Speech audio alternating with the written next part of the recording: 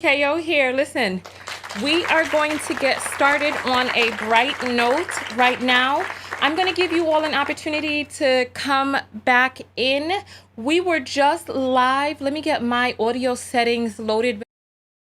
It is almost 100 degrees in New York City, and it's almost 100 degrees in New York, and it's just hot. So I've had to turn up the AC. So if you hear some blowing in the background, that is the AC coming through. So I'm waiting for the message to come out to the text notification squad and for us to get live on all of the platforms.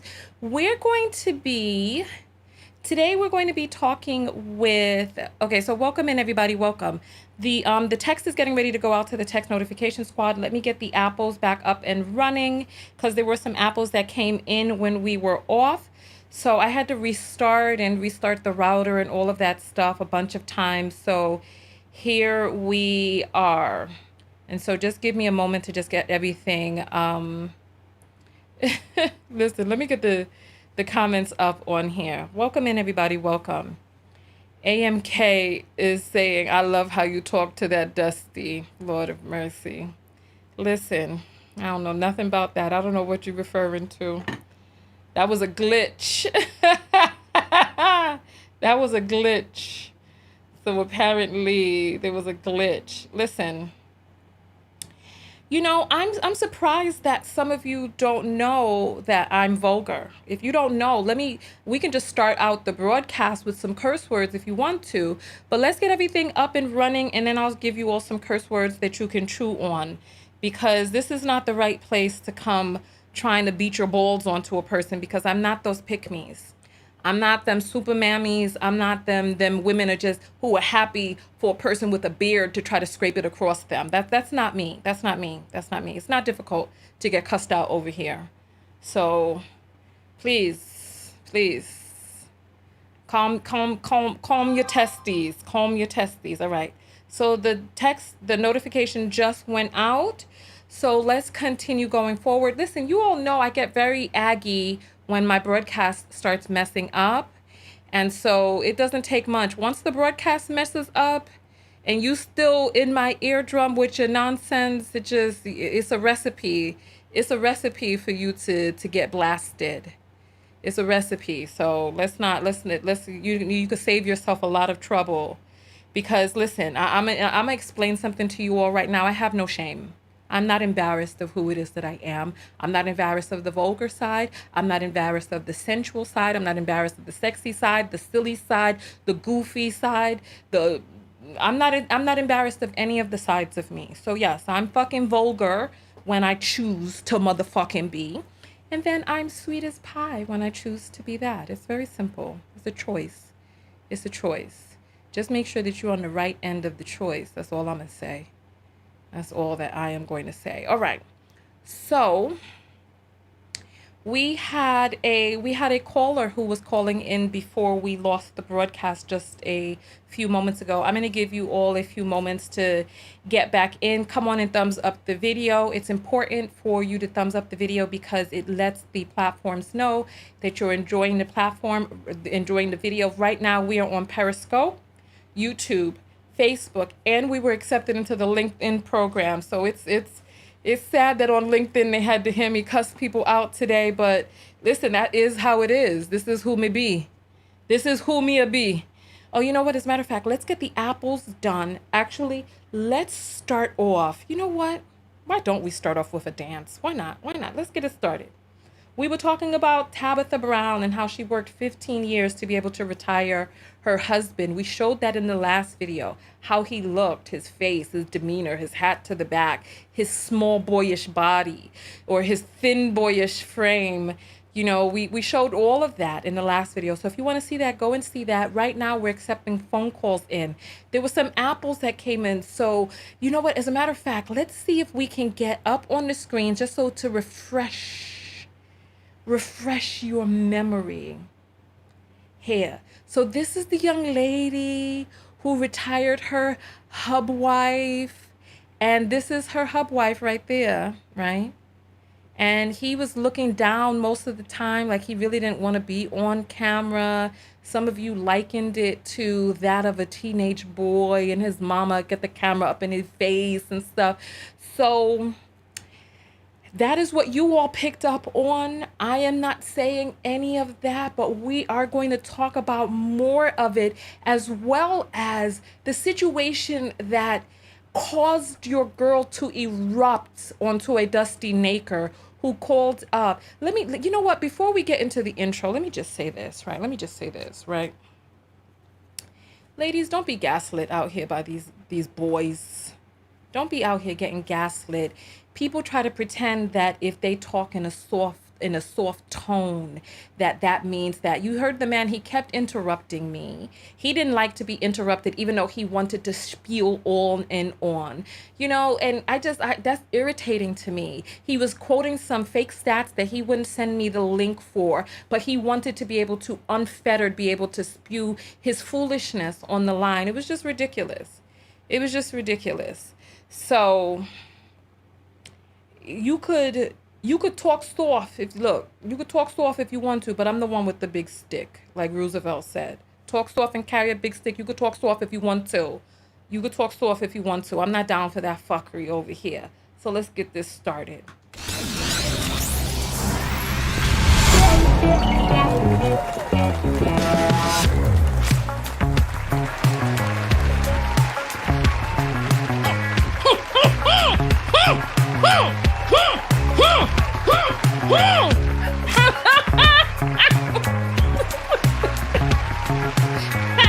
Hey!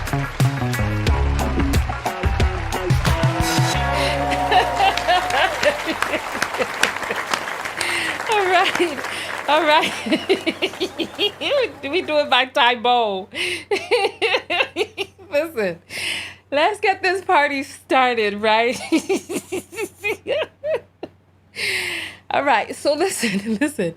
If you are a part of the text notification squad and you got your text before this broadcast, go ahead and throw up your 10s. Let's see your 10s in the air. Let's get those 10s up in the air. Oh my goodness, too funny. Listen. I don't know what's going on with me today. It's hot. When it's hot, people get real rah-rah out here. So let's get these 10s up in the air. If you are part of the text notification squad, the text notification squad are the people who get a text notification 15 minutes before we go live. Today, you got it right as we were going live because we were cut off on the last broadcast. Look, these 10s are coming in. All right, LaShonda, Shelly, Fritz. Hey, Fritz, we haven't seen you in a minute. Ra, we got Serving Sonia, Desiree. Some of these names I reckon. Hey, Tanya Walker in the house. Jolanda.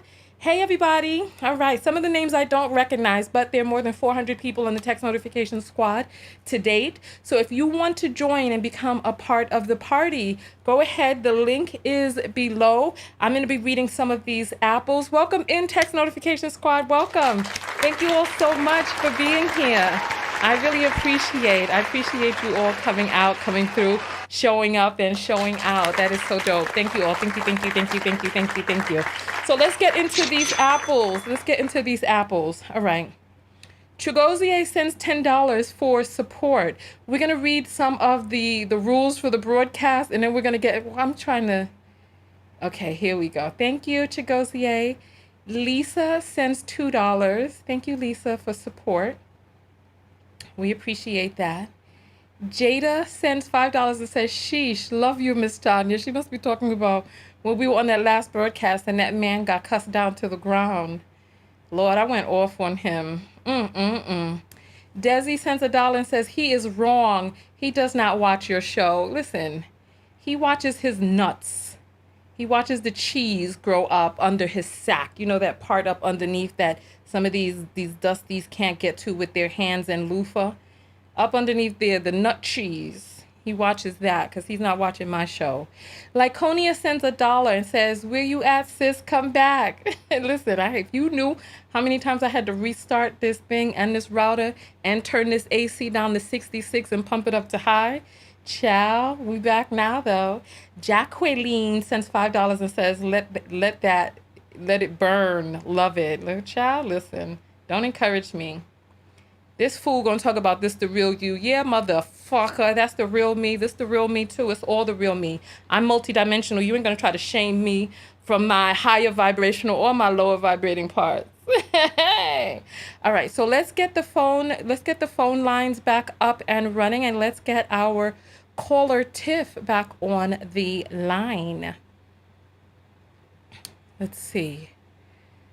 Where are we right now? Here we go.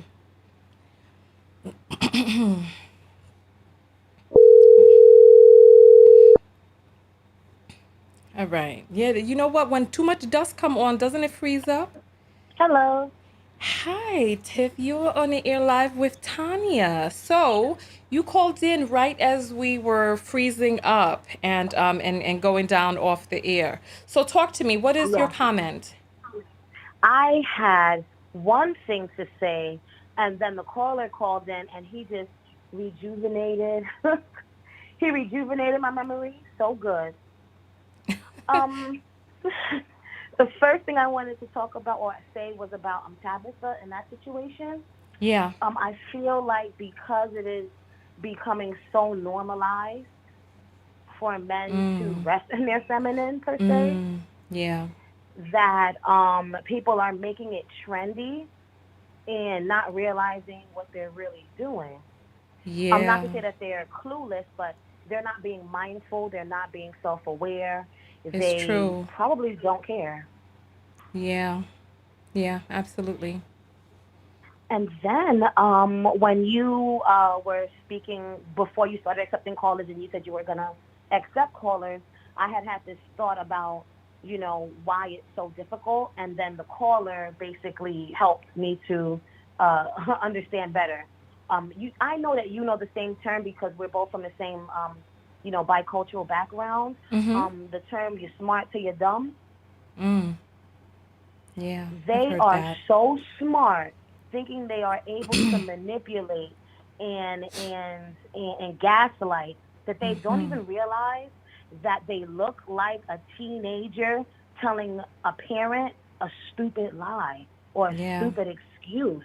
They really don't see that our level of intellect surpasses theirs in such a way that they can't even recognize it. Yeah. Well, you know what? I appreciate you calling in to give your opinion this evening. Thank you so much. Thank you. Thank you. Bye bye. All right. Thank you. All right. So let me just read some of the rules of the broadcast. Number one, number one, the topics that we discuss are never about the people. They are facets or just examples for self reflection. That's one. Two, in the comments, we combat the argument. In the comments, we combat the argument. Up here on the main stage, don't step into the den and become incorrect. This is all I'm gonna say. But with you all in the comments, please, if somebody has an argument you don't agree with, attack the argument, not the person. Three, if you enjoy the broadcast, please subscribe, like the video, share the video, comment. This lets the algorithm know that you're enjoying and it sends it out to a wider audience. Four, join the text notification squad. That's a way to support the channel as well as be able to get a text with the direct link sent directly to you whenever I go live, which is about every other day, sometimes more than once in a day. Cash App. I do read Cash Apps on the air, which I call apples aptly. And if you don't want your Cash App read on air and you still want to support the show, just send the Cash App when we're not live. Six, submit topics on tanyatko.com. Click on contact. Seven, please don't post links or try to sell your products on my page. Eight, I'm a life coach. I have a life coach. I get mental health checkups each year, and I'm happy with the person that I am. The higher vibrating parts, the not so high vibrating parts, I'm fine with it, and I like who it is that I'm being. I know where to receive business advice and business coaching. So if you like it here, please pull up a seat and have fun here. If you don't like it here, please find someplace else on the internet, another creator that you resonate with. Rules for the phone call. Turn down your volume of anything that's going to echo in the background, the broadcast you may be watching. Talk to me on the phone. There's a delay between the TV and the phone. So talk to me through the phone. Write down your notes before you call in. And we do not discuss other callers on new phone calls. Come to me with your comment about what you'd like to talk about. Okay? You're on the air live with Tanya. What's your name? Tina. Hi, Tina. So what is your comment today? Um, my comment is about just, I believe a person should just look for someone that they're compatible with, despite Okay. the color. And I know that's sometimes hard for a person to do if they Mm-hmm. don't think outside the box. Um, so, I mean, I guess I have a more open mind when it comes to something like that culturally because my parents are from Jamaica. So, and I was born here a couple years after they were here. But I've been back and forth and I've traveled internationally to different places, different countries like Europe, I'm not parts really of Europe. sure how your parents being Jamaican relates to what you're talking about on this phone call. You said you're open-minded about what? I'm not Open putting and the pieces minded when it together. comes about people, about just culture wise. I guess when someone is here in the United States and that's all they know, it and like in history, learning about history, about I need you to be more specific because I still have no idea what you're talking about. What is all we know and all of that? Please be specific. um with dating interracially, dating, just meeting someone, being open minded to that. I mean, Okay. as far as when it comes to, I'm not saying black men are wonderful. It just depends on the person. I'm not saying there's bad, that they're all bad. Um, but when a person only say I'm just dating this particular um, race, it kind of just limit other opportunities for meeting somebody that they can possibly be compatible with that will um basically, you said level up, and I don't know, I mean that could mean emotionally, financially, but someone that they can match with. Okay. So I mean it does affect someone. If someone has and they meet someone, and especially if they get pregnant by someone and he's a bum, that can hold a person back. They'll have to fight, go a little bit harder in life to make it because now they're left with a single child Got by you. whatever color they are. If it's mainly black men doing it, whatever color that person. So it's a hindrance. Okay. Well, thank you so much for calling in and giving your point of view. Thank you. Okay, are you feeling better from earlier? What do you mean? I wasn't doing poorly. No, I know you were. Yeah, from when that phone call came in with that guy. So hopefully everything gets better for you. I'm not saying you're doing, but just the energy there. So What? Somebody needed to yeah. get cussed out and they got cussed out and they're done. Yeah. It's as Yeah, simple sometimes as you have to, that. sometimes the person have to take it there. Yeah, because sometimes, yeah. Yep. I understand. And sometimes you didn't say anything, you could feel like I should have said something to him. So, I said a well, you have a lot good and I'm happy evening. for everything that I said. The man got coffee Okay. Ross. So, all right. Well, Okay. thank you so much for calling in. Thank you. Bye bye. All right. All right. Phone lines are open. We are following up from the last broadcast where we were discussing the young lady who said that she worked for 15 years to be able to retire her husband. You're on the air live with Tanya. What is your name? Hi, Tanya. Shay. Hi, Shay. Rule number How are one, you we have to doing? turn down what is echoing in the background. Make sure I'm not on speakerphone and talk to me through the phone. Can you hear me? Yes, continue. Hi. Okay, so I wanted to speak about Tabitha, and to me, I'm not speaking on her per se, but just like situations like that. Um, he looks like he's gonna resent her based on his body language to me. Mm, Um, yeah, like it's he just looked emasculated already because even when the camera went on him, the first thing he mentioned was how this was something that for lack of better words, made him feel like a man, basically. Like Yeah. it gave him his status to be known for what he is. So I feel like she's taking that away from him. And the fact that he had to, she said in the video, like he waited a year to make this decision. So I feel like Yeah. it's something that she kept going back and forth with him about. And she's the one that keeps telling us how, it's her income that's going to take care of their family now. Not Yeah. once did he mention that because I feel like he might be ashamed of it. Yeah. So, Yeah. yeah, that was my opinion on that. And I wanted to speak on the stats that you brought up in terms of, Mhm. Black women dating different men, um, and what will be best for us. Like, to me, I feel like divesting is the best option because I don't know. I feel like when it comes to Black men per se, what Mhm. I'm picking up based on, the fact that I've dated them and stuff like that, they just have this like underlying hate somewhere. Like it's going to come out one way or another in how, they relate to us.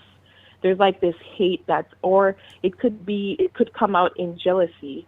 Cause I remember in last year, that was the last time I dated like a Black man. In last year, I was with a guy and, you know, we were talking about like, work and everything. So based on what I did, I was making more money than him. And he felt the need to always bring that up every time we had like a disagreement.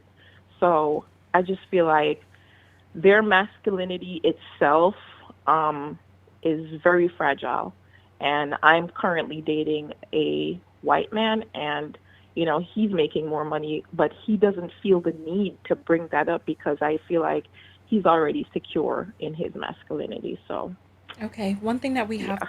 to be cognizant of is not to Mhm. group people in categories of behavior based on race. That's one thing that we have to Yeah. be cognizant of. No. So, Yeah, I know. I know there's good and bad in each one, but I was just speaking on my experience. That's why I said based on my experience first. yeah, yeah. Well, Mhm. there are some bums out there. This is why we just have to find the person who's the right one for us, Mhm. and not Right. think that good characteristics or bad characteristics are going to be ascribed to anybody based on race. Just That's individuals. true. All right. So thank you so much for calling in. You're welcome. Have a good night. All right. Good night. Hey, are you all ready to have a block party? Because it seems like there's some people that did not hear the rules. If you all want to elect some people for the block party, just type their name, and the person who gets the most elected will be the next person sent to the block party. So let's get this party started then. If that's the case, phone lines are open 323-488-3149. So here, listen, let's go. Let's get it. Mhm. You're on the air live with Tanya. What's your name? Hi, it's Tiff. I'm sorry. I just wanted to call back one more time. I was hoping Mm-hmm. I got through. Yeah. Yes, I just wanted to ask a question. I know that, of course, it's always about self-love. And I wanted to just pose a question. Maybe I posed it to myself, basically, about people like Tabitha, because I don't really know her full story. I just know the clip, Mm-hmm. um, about loving yourself enough to listen. Because Okay. why is it so obvious for all of us to see the husband's reaction and how he's feeling? And she's married to him and she can't see what we can obviously see. It's like some people want something so much. And Mm. I've done this before in a self sabotaging way before I realized I didn't love myself. And then I worked on it. But I used to not listen to any of the signs and just go for what I wanted. Who cares if he's doing this and that and the fourth? I know Got he's a you. good guy on the inside. I'm just gonna push through. And it seems like because of her dream of wanting this so long ago, she just kept it up and didn't really, evaluate the situation as a whole, because anybody can see that. He even said it honestly in the clip. He said, it's for lack of a better word, emasculating. He got Yeah. so much, you know, self worth per se for from doing this, and for her to still be excited in the clip, and it's like you're not listening.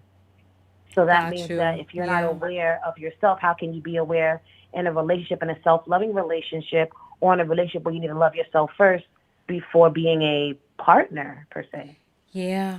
Yeah. Thank you so much for that. Thank you. Thank you. Thank Thank you. you. Bye. All right. All right. So it looks like Tayana is the one that has been placed to enter into the block party. Come forward, Tayana. Let's get your party started.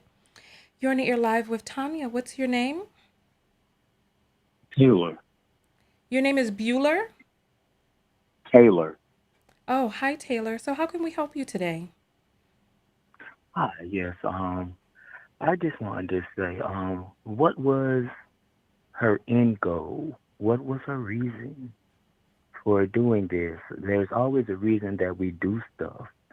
So we don't know the discussion that they had. Maybe they was arguing about it. Maybe she was trying to prove a point, beforehand.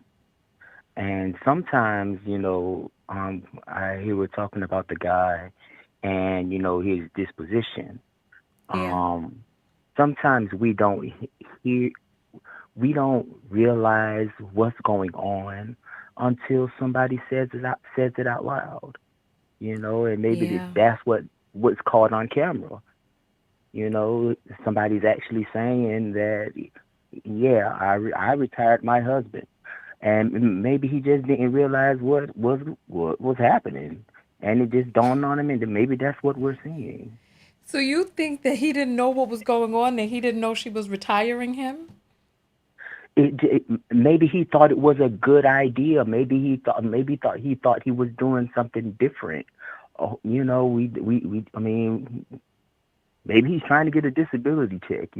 Wait, what? you, the government don't want us to work He's trying and to get a don't want us disability to look check? healthy or anything. I'm Wait, sorry, where what was did that? that come from? That he's trying I'm to get just, a I'm disability just check. trying to, I'm trying to put my brother up. I'm just, you know, I don't want the man just to look. We're saying just all kind of bad stuff. I don't want everything just to be negative about the brother. I'm trying to be on his side. I'm trying to Wait, but pick him up a where did little the bit. disability Yeah. check come in at? I'm just saying because he look. I mean, people talking about how he looks kind of rough and looking like a down and like a little like comparing him to a little boy. And I mean, I'm I'm just trying Wow. to come up Okay. All with right. with Well, some kind of scenario. thank you so much for your Yeah. comment here today. Thank you. All right. All All right right. then. Well, Bye. All right. So maybe he's trying to get a disability check. Who knows? Your girl or boy Tayana ran away from the block party. Come on now. We want to have our first block party. Come on. You're on the air live with Tanya. What is your name? Hi, Tanya. It's Ray Desi from the Text Notification Squad. Hey, text notification squad in the house. Welcome, Desi. Welcome. All right. So, Thank what's your you. comment today? Okay, so when you were speaking earlier and you were saying that um, sometimes the black man, he does what he can, and if you can find one that's not spreading babies and really is just working and trying to find his worth, it's, I know you were using the term bringing your level down, like downgrading just a little bit. I'm kind of in that situation right now where my children's father, he is going through a lot, but he loves the kids and he's he does the best that he can. And he had one child by me. I've had three, but he had one child by me, our new baby, and he has no other children, and he's 30 years old. So, and our baby is 2. So, we had her just a couple years ago. So I give him credit for holding out for me and, waiting until he was stable to have a stable relationship with somebody before he had a child. So I'm kind of seeing in At the myself ripe old age where of 30? I'm sorry, what'd you say? At the ripe old age of 30? I know. I know. He just turned 31, so he'll be 32 next January. But Okay. I'm sorry, I lost my train of thought. But I'm he's sorry. been there and he continues to support his family. Even though we are not currently together right now, I have told him that in our separation, I am working on my own inner demons and taking care of my own issues that I have that would repel him away from me to where I can't control my emotions and I expect him to be able to control them. He is the only child, so he didn't really have to interact too much with, siblings or anything. So sharing his emotions and being there, it just was foreign to him. So I had to give him his time to say, hey, I want to come talk to you. I want to come speak with you and not force it out of him.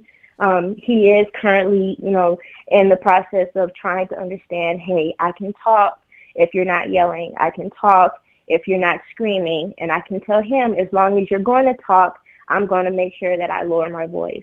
So we've been on each other for about 7 years. I have 3. I have a son, daughter, and then our youngest baby. So he's been there since my daughter was 1. She's 8 now. So he's been there the whole time. So it took a while for us to say, hey, we have an issue that is hindering us and not creating a lot of love between us. So for me to acknowledge that I have my own demons that is repelling him, because sometimes us Black women, we're so high up to where we don't really think we have a problem and we say it's their problem. And when they don't fix our problem, then it's a problem. And I put that on him a lot, and I've realized, hey, he came home every day. He took care of his children. He's been there even for a child that wasn't his. So there's a lot of credit that he wasn't given while we were together, and I realized it after kind of losing him. And now I'm kind of in the process of, okay, he was there. He only had a child by me.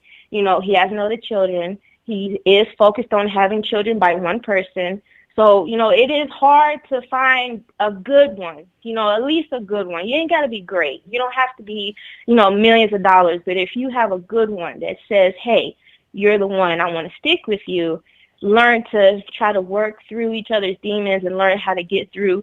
And you do kind of have to lower your standards a little bit, just to say, hey, this is a good one right here. This is the one I can build my foundation with. If we can agree and communicate, that'd be great. And if he wants to continue to work and do what makes him feel good, I can't stop that. You never want to stop anybody from doing what they feel in their heart is what they're meant for. Because, they only have themselves, regardless of I what kind of you feel like do, I got they lost live with along the themselves. way, though. How does this relate? But bring it home for us. But first, wait, hold on. I thought you said he So, had a yeah. baby on you.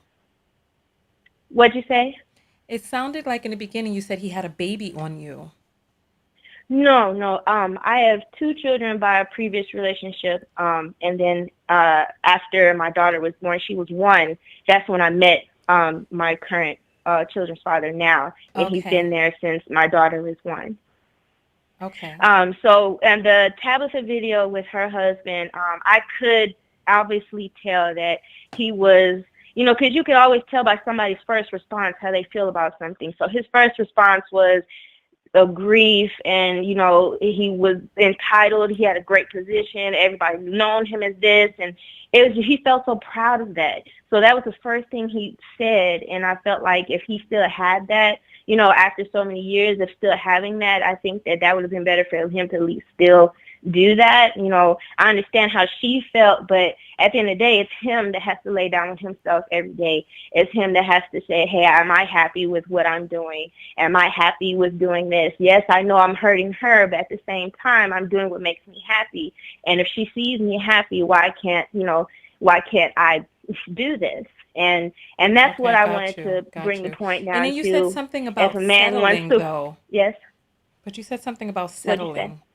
That we're gonna have to settle. What did you mean by that? Well, when you were saying about lowering your standards, about when I've thought about being with this amazing black man who has the education, the money, and just the all around perfect picture. But not just looking at my children's father, I was also looking at my dad and his stepfather and everybody around him. I realized they are not as perfect as I would want somebody for myself to be like I thought I would. Like my father, he has his ups and downs. He is crazy as anyone could be, but I love him to death and he would do anything for his family. So and I'm a daddy's girl all the way. So I kind of feel that love, and that's what I felt from my children's father, was that love that my father would give me. Yes, they have their problems. Yes, they have their issues. At the end of the day, if you love them enough and they love you, then that's something you can definitely work on. It doesn't have to be perfect. Um, I feel like I need to. Do you mind if I? Oh, we've lost our video has gone out again. Oh wow, Oh wait, really? it's Oh come my gosh. back. It's come back. Let me turn the Okay. AC back up because I turned it down a little bit. Let me get it back up because I ain't trying to play that mess again. All right, I've turned it up. Okay, do you mind if I give you a little bit of coaching on the line right now? Of course, of course. Okay, so there's a difference between realizing that people are human and settling. Um, Right. we have to have realistic views that nobody is perfect. However, the balance that we can look for is 80-20. 80% of Okay. what you want, 20% of things that you are okay with, but also realizing where your deal breakers are, as well as having a Yeah. person with values and goals that are going in the same direction as you, right? We're having these Yeah. issues. Yeah. The camera is going out again, right? So let me get this I AC really, I turned really up. felt, I really felt what you were saying just now, because that is very important, because that is definitely something my father Yeah. So installed in me. when I was talking, I was not saying that we need to settle. What I was saying Mhm. is that if your priority is black love, not having a person Right. who is the right person for you, if your priority is quote unquote black love, then looking at the data out there, you may have to be realistic about what exists in the black American community. And you need to make the Right. decisions that are right for you, fishing from the ponds that have the best fish for you. And Yeah. unfortunately, we have far too many black men out here who are not willing to do the inner work, not willing to educate themselves, not willing to become upward mobile, not willing to take their place as head of the household in a way that I don't want to say necessitates, but rightfully being head of household, not just banging their bowls on the table and saying, I should be head of household because I got a sack swinging down below. No, but actually Right. paying the cost to be the boss. And there are Mhm. many other men out there. However, if you Right. want to Exactly. settle for black American men, you have to see what is out there in the pond. Find the person who is right for you. There are a lot of men out there, especially men who are from different backgrounds, culturally, Yeah. so they're black, but they are culturally different things, but not settling or not making race your main factor, but having a Right. person who is going to treat you how you want to be treated. Exactly. And I'm trying really hard to hold on to that the most, especially for the children, because they're more than anything, I put them first. So if anything fits into their life just as perfect as I fit into theirs, then it'll work. So I'm Right. Have you definitely gotten holding on to those therapy? core values. Have I'm you gotten sorry. ther- have you gotten therapy about working on some of the things that you said you needed to work on the inside? I have not. I have thought about it, and it is very hard to deal with by myself because I cry almost all the time, and it can just be a spontaneous burst. But I love listening to your channel. You know, I'm always on the Zoom with you guys and just listening to you guys talk. So that kind of stuff, it really uplifts me. Yes, I got your book, and I was one of the last groups of signatures that you sent out. So I'm glad I got a personalized signature book from you. So I'm definitely on that journey of self love and definitely paying attention and trying to go that route by myself. But I do think therapy would definitely give me that other outside look besides within myself. Yeah, my videos are not a substitute for therapy. It's great to watch the Right. videos. However, we need to, like, loving yourself is multifaceted. And one of the things is Mhm. constantly being on the journey to Yeah. to heal ourselves spiritually, psychologically, to do the work and do the Mhm. things that we need to do to heal old hurts, etc. So if there are some things that Exactly. you're dealing with psychologically, you owe it to yourself to find a person who is going to go into that journey with you, a psychological professional Yeah. who you are going to use to assist you in where it is that you want to be. You know what I mean? Like That is a good idea. Yeah. some people think of therapy as something that they have to do and this person is prying into their lives. Like when I Mhm. deal with my life coach, I keep no secrets. When I go into, like, if I like when I go for my checkup, if I need to get some therapy, I don't hold any secrets. I tell them every insecurity, every, like, after you build up the trust with Yeah. them, but I dive in because that person is a tool that I can use to help me become or help me heal in the way that I need to heal. So I don't hold anything back because at the end of the day, this is my mental health. This is my journey. Exactly. So I'm going to use the full resources of this person's education and power as a psychological professional to be able to help me get where I need to be. So for those of you out there who are going into therapy, use your therapist. The therapist is your tool. They work for you. Tell them everything and roll up your sleeves. Become a co-creator for your journey. Co-create your health. Like it's like when we were in hypnotherapy school, and I was learning about how to hypnotize people, how to use hypnosis as a form of therapy. When I would deal with clients, I would talk with them to see what is it that they need, what messaging do they need, how can we work together to help rewrite that programming in your mind. So use your therapist, work together with your therapist. And I mean, somebody just wrote, "Be honest with yourself." Yeah, we were on that call with the BBL video where there was a young lady who called in and claimed that if she was blind, she would have still gotten a butt lift. And I'm like, how would you even know what a butt is or a butt lift? You know what I mean? So it's like we've got Right. to first be honest with Exactly. ourselves, and we have to be honest with our therapist because our therapist will help us be honest with ourselves. Our therapist will assist us in being able to find a way to uncover what's really going on.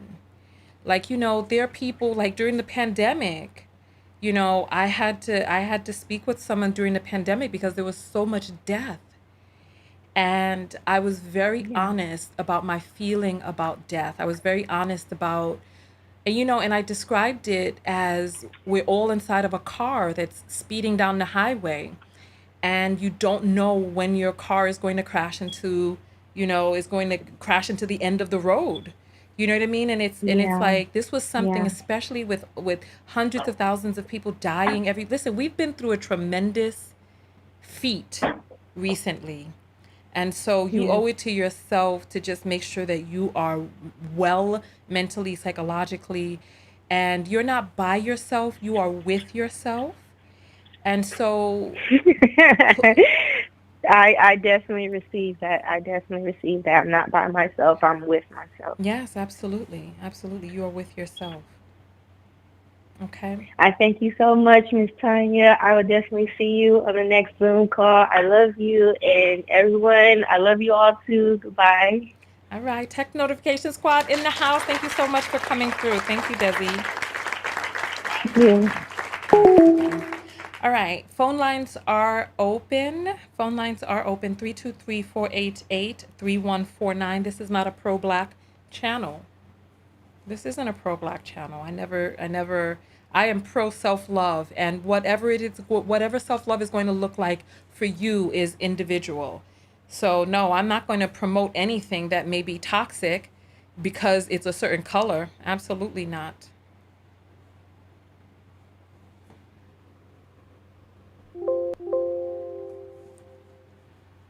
I am. You're on the air live with Tanya. 3149. This What is is not your a name? pro-black channel. Hi, Tanya. Hi, what is your name, my dear? My name is Majane. I go by Nana Powers on YouTube. I have a lot of thoughts about this topic that you're talking about today. Okay, well, let's get into it, Nana Powers. Let's get into it. Okay. Okay, so I'm a Black American woman. I'm from Mm-hmm. California.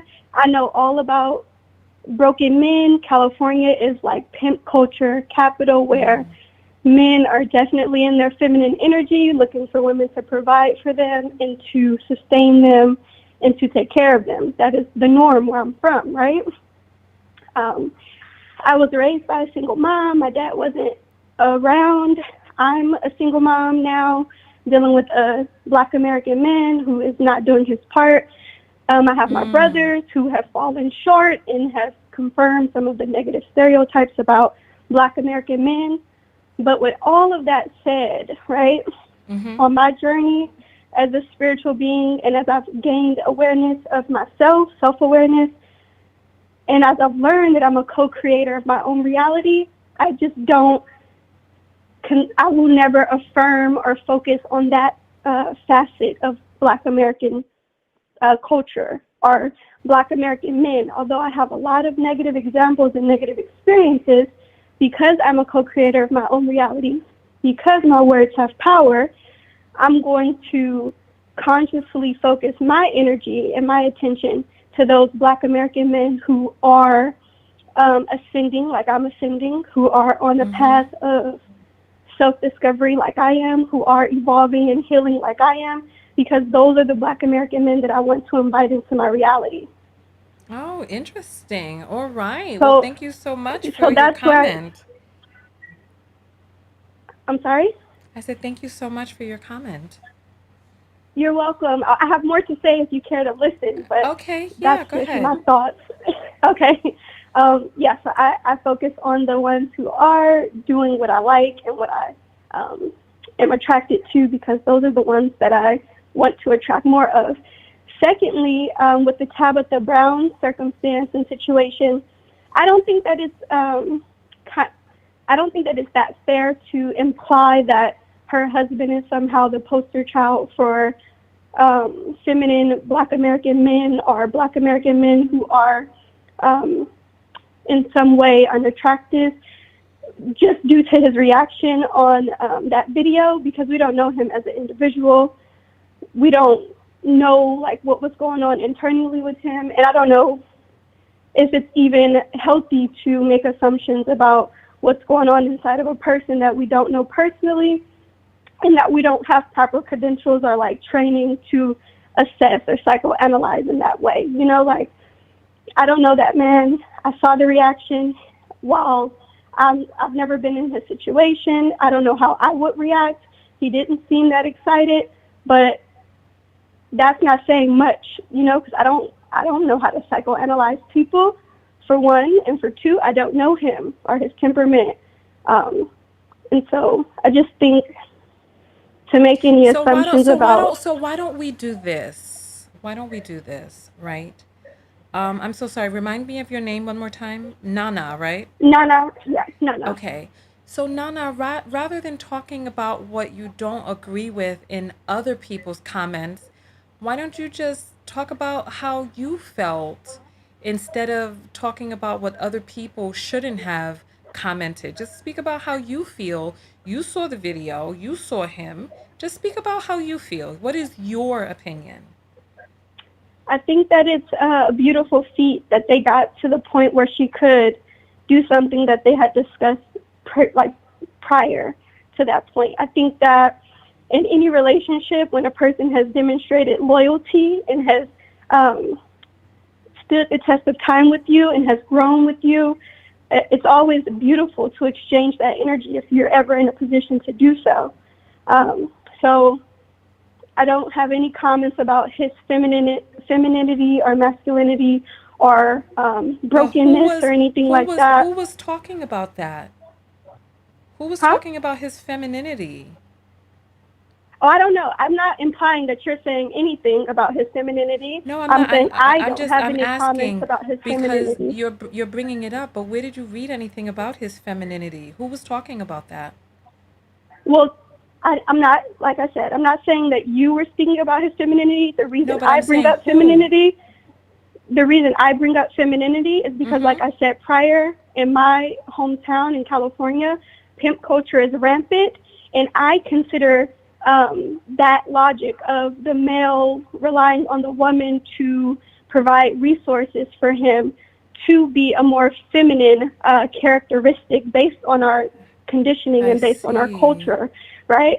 So that's a connection that I've made on my own. I'm not accusing you of making that connection. No, I didn't. I didn't think I you were don't. making. I didn't think you were. I'm sorry. Just to interject, I did not feel that you were Okay. accusing me of making that. I was just asking who, so we could get a better understanding of who was even talking about his femininity. Yes, being Yeah, that's be just my background. Okay. So, one thing that I did want to point out is I found it interesting that you were saying that we don't know their relationship, we don't know him, we're on the outside, but then also be like, oh, it's so wonderful that they could do this in their relationship because, if you find somebody who supports you and who's loyal to you, we don't know their relationship. We don't know if he was loyal or cheating We or only if she's trying her very best to hold on to him by any means necessary. We don't know these things. So just like we don't know You make one a way, we fair don't know point. the There are other. assumptions in my analysis, as there are assumptions in all and that in any analysis from people who are not a part of something. When you're watching something, and you're making you're coming to a conclusion or an opinion, or you're forming judgment about what you're seeing. There are assumptions involved. I'm basing my assumption that this is repayment for some form of loyalty just based on the words that Tabitha used in that video, based on the story that she told before she uh, showed him on camera.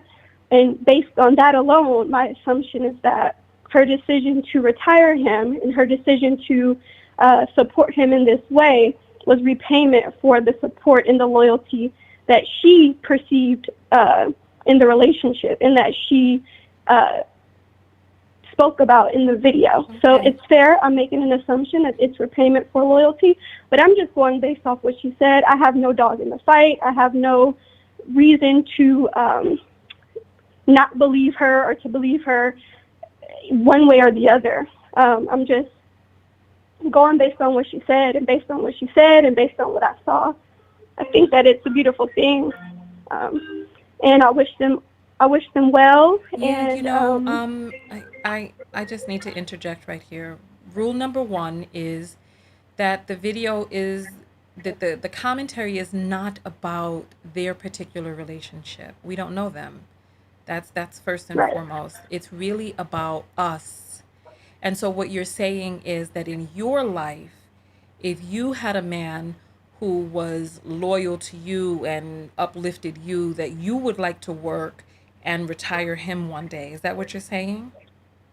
No, that's not what I'm saying. I'm saying in my life, if I'm in a relationship with a person who has demonstrated loyalty to me, I will eagerly, happily reciprocate that energy, and I don't see anything wrong with it.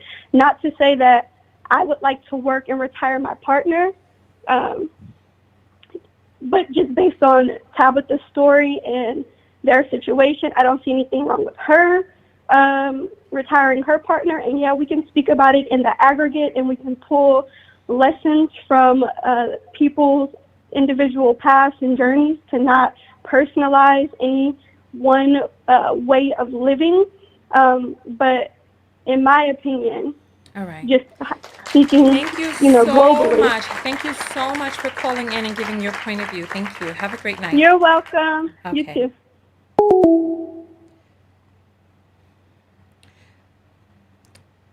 Let's read some of the apples that have come in. Let's read some of the apples.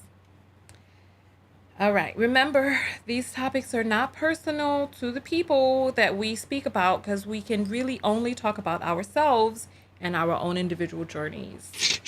All right. We have Tina who sent $3 and says, "It's sad. Black men scare me. Thank you for the curse out. Oh, Lord of mercy." Oh, my goodness. Ciao. I wonder what has happened in your life that has made you become afraid of black men. Glynis, $20. Nubian womb holders, we are shining. Thanks, TKO. Thank you so much for the $20. Thank you. Thank you. All right. And then so we have Shadon who sends 1111 who says no wedding, no womb needs to be pushed more. Black women, please. You know what? Listen. I hear you. AMK sends $10 and says never lower your standards, make adjustments. That's interesting, but do you feel that so you're saying don't adjust down, just adjust, shift left and right, but don't shift down. All right, thank you. Thank you. All right, phone lines are back open again. Let's hear the next comment. Listen. Remember, our topic is we're not talking about the people in the video so much as really reflecting on an idea that is presented in the video. And You're on the air make live with adjustments. Tanya. Please get your thing That's down in the interesting. background. All right. What is Yes, your name? ma'am. Hello. Yes, what's your name? Hi, I'm Chandra Allen. Hi, Chandra. So what is your comment? Well, I was wanting to say, not speaking of the people themselves, but of the video. I felt that it was nothing wrong with it. She sees her husband in this dangerous job. She wanted to do it 5 years prior, but it took 15 years. And it wasn't that she wants him to sit at home. She wanted him to pursue something that he was more passionate about because he only took the job to help that family so she could pursue her dreams. And I don't see anything wrong with that. If my husband was in a position like that, I would want to take him out of that position as well if I had the means to do so. And I just find it really good because I don't think that he had a problem with her videoing him because I'm quite sure they had that conversation many times as they did say in the video about him leaving his job. It wasn't that she's forcing Okay, him. so It's the are idea, you speaking, make this relevant to you, please. ma'am. Please make it relevant to you and your life, your situation, please. Okay. Well, I'm a I shouldn't say stay at home wife because I homeschool my children. I do everything around the house. I'm my husband's secretary for his business and that nature. But if I did have means for him to go out and pursue something that because I'm not going to say that the business that he has is not what he wants to do, but if he just wants to do his dreams the way that if I was able to pursue my dreams, I wouldn't have a problem with that. And I'm just looking at it because I don't really believe that he had a problem with her videoing him to say that he felt indifferent about just leaving that identity for 15 years since he was an officer. So it's like Okay. So I one of I the don't see things anything wrong with it. I think it's a since wonderful you want thing. to speak And about their situation, right? You said hmm that he took this job as a way to provide support a their means, family. right? I mean, hmm people have And to and work. that was in order for her to go and pursue her People career. people have to work. Adults have to work. Adults have Okay. to work. And Adults need to be able I to pay agree with their that, own and I bills. understand that. Right. I So agree with that. I understand it. it's not like he took a job, was forced to take a job. I mean, he had to support his family somehow, right? Adults have to Well, work. I watched Tabitha Brown and her husband a lot and her children, and I listened to their conversation. And yes, it's not like he was forced to take that job, but he found that job that was going to have benefits for his family. It was going to provide for his family, and they didn't have to struggle and have two jobs, and she can continue to do what she needed to do. But it's not like she's telling him, "Okay, I'm going to retire you, and you're not going to do anything." She wants him to pursue a passion that I can't hear you. Who are you talking to? Oh, I was saying I couldn't hear you. I thought you were I'm not speaking. speaking. Oh, But since okay. the floor But is she mine, wanted him. he was in Hmm. this job for 15 years. 15 Mhm. years. He didn't start a And I business. He didn't start a business along the way. He didn't find another way of making money on the side while he was, cuz police officer, you go in, you come home. You go to and work, he you spoke. you He's spoken on it several times that it's not what he wants to continue to do. He said this out of his own mouth several times, right, but that was the and that job it changed a lot. that was And the she was. so okay. You see, part of I think part of the disconnect is that you're making this personal to them and their situation because you claim that you watch them. This is not about them. This is about the concept of being in a situation where your male spouse decides to take a job and stay in that job for a decade and a half. And nowhere along the line, as you were making more money and as he was still in that job, nowhere along the line did he find an alternate means of income generation in a way that better suited him. He was in a profession that he chose to as a way to take care of his family, but this is what he chose and he stayed in it for almost 2 decades. And he didn't start a business on the side. He didn't do anything else to be able to bring the money in, even as his wife was making more money. So now she's coming out saying that she's retiring him, but this is what I'm If you saying. This is that love.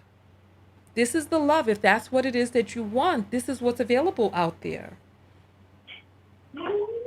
okay, if you saw the video, then you know that she had already put these prayers to action, these words down on paper. Write the vision down and make it plain. Okay, did he put something down on paper for what it is that he wanted to be able to manifest in terms of having a career that is fulfilling to him on the inside? What was it that he was doing while he was working this other job? And I'm not, believe me, I'm not talking about him specifically because this is not about him. I'm talking about the idea of a person who works a job for 15 years and does not pursue any other facets of income generation that soothes his soul, that feeds him as a human being. And that's what I was trying to get at. When she wrote her vision down, he stated as well he loves working with kids and he loves doing music. So that was something that he wanted to pursue, and that's what she was giving him an opportunity to do. What I'm saying is, what is it that he was doing? If he loves music, did he take a portion and put aside to get a keyboard or a mixer? What He was has a guitar that he plays. He has those things. If you ever watch I'm their videos, you would I know that. don't, because like I said, this is not about them. I'm talking about a concept, What you I'm not just a answering the question that you asked I'm me. not I'm just asking a answering what you asked question me. about him because it's irrelevant. What's going on specifically in their life is irrelevant. I'm talking about any person, you, me, any woman who is in a relationship with a man who is working a job for 15 years. What is he doing during that 15 years to be able to pursue his hobby, to be able to generate income from something that interests him? If he didn't have this family, which he does, what is it that he was going to do? I mean, he decided to take this job. It's not like he That's the thing And he that's took the job confusing. when she was sick. He took it for the benefits. And when she got well to do her thing, she did her thing. And now she's giving him an opportunity to go out and do his thing that he's passionate about. It's not that he cared about this police officer job. Thank you so much for calling in. Thank you. Thank you for giving your point of You're view. welcome. All right. Please, let's stop making it personal about them. We don't know their story and it's moot. It doesn't matter. What we're talking about is an idea. It's as simple as that. We're talking about an idea. If you are with a partner that says that they took a job to be able to support you all and they're in this job for 15 years, what is it that they're doing along the way to segue as an adult? What is this adult doing to be able to earn income in a way that they enjoy? You're on the air live with Tanya. What's your name? Hi, Tanya. My name is Jay. Hi, Jay. Welcome in. Thank you so much. I'm so glad you answered the call. I just wanted to make a quick statement. I've been listening for the past few minutes, and it seems like the black women who've called in, and I'm not generalizing everybody, but I think there's a concept that's being missed, right? It seems like men are natural born providers. It's innate in them to provide and be hunters. And I think the black women who are calling in defending what Tabitha did missed that point. It sounds good, right? Like she took 15 years to work so he can retire, but he's never going to respect her at the end of the day. That's why his body language was the way it was in the video. It's not flattering. And I think once black women realize that, we will start to win, I think. The fact that we're bending over backwards for these men, and they're supposed to be providing. It's just how it is, naturally. That's all I wanted to say. All right. Thank you. All right. So we appreciate you calling in. And we have gotten our first person to get into the block party. Happy love. Congratulations. You've been invited into the block party. Thank you so much. Thank you for entering into the block party. Anybody else? If you want to talk some foolishness in the comments, we've already spoken about the rules. Go ahead. Get invited to the block party. Phone lines are open 323-488-3149. You're on the air live with Tanya. What's your name? Jamie. Yes, hi Jamie. What is your comment this evening? How can we help you? I just like to say that I appreciate your show and all that you're doing to help Black women level up and etc. I just feel like the situation. It's hard to separate the situation and the concept that you're explaining because clearly they were a young couple. They were broke, and he decides to sacrifice for the family so that she could pursue her dreams. She didn't go and get a job that she didn't like. He decided to do a job that he didn't like so that she could do a job that she liked. So it's hard for people to separate that with this story. I understand that most Black men are going to be in the lower percentile. They're going to be suffering. They're going to be not making a lot of money in this society. But using this scenario to make that point, it's going to confuse a lot of people. To make which point? Which point are we talking about? The point that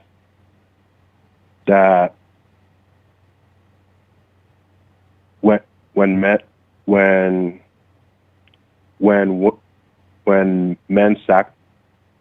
men who sacrifice. Okay? Sorry. Do you need a moment? No, I'm okay. The point is that men who sacrifice because they don't have enough money right away aren't worth the sacrifice. that women have to suffer. Women have to suffer when even when men sacrifice for them. You've lost me. I don't even know what we're talking about right now.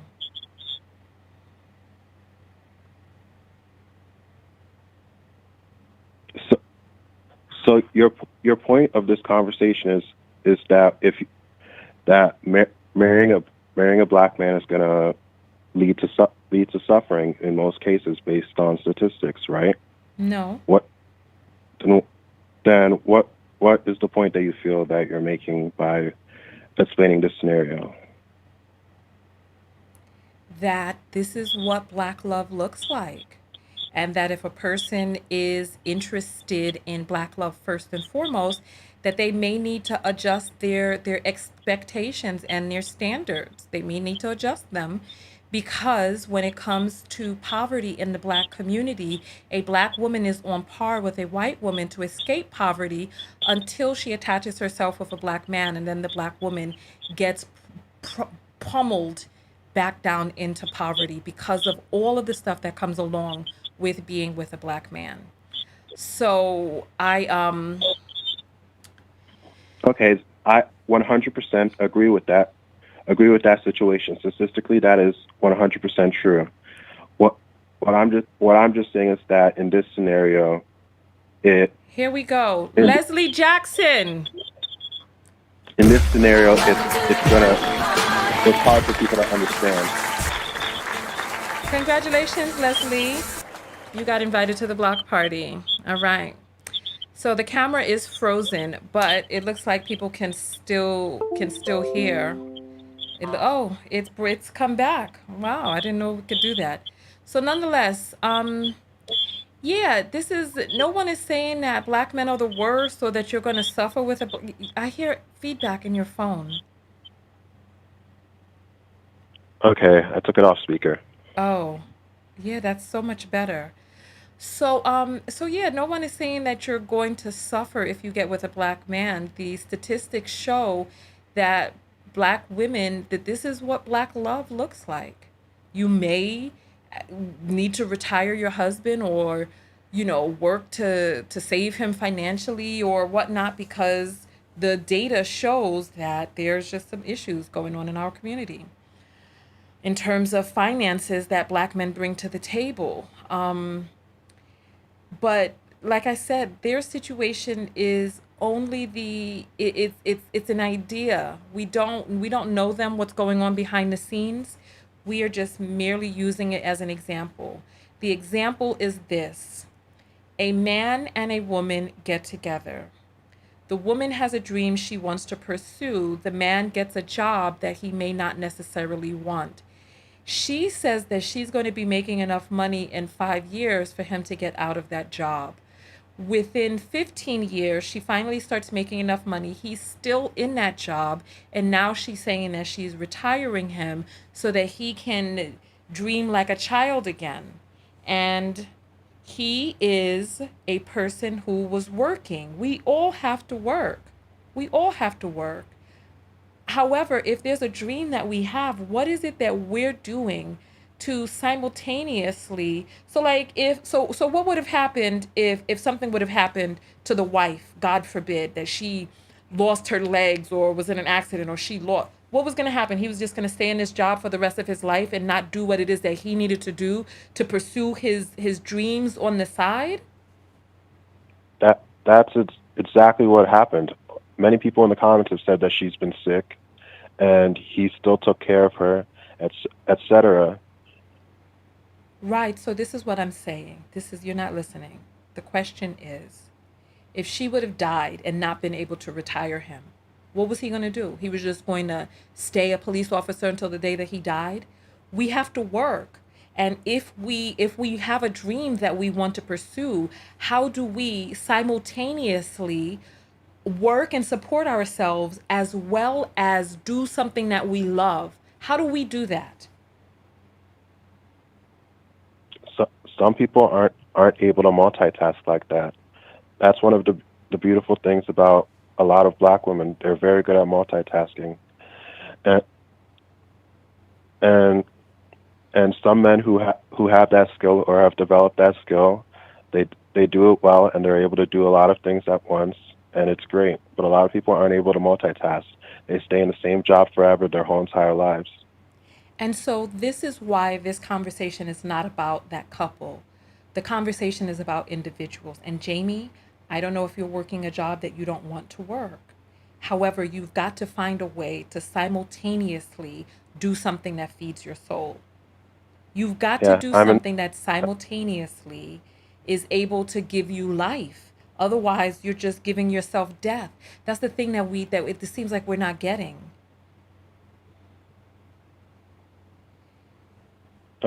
Okay. Thank you very much. I appreciate this. Thank you so much for calling in. Have a great day. Listen, black women, we're in trouble. We're in trouble. We're in trouble.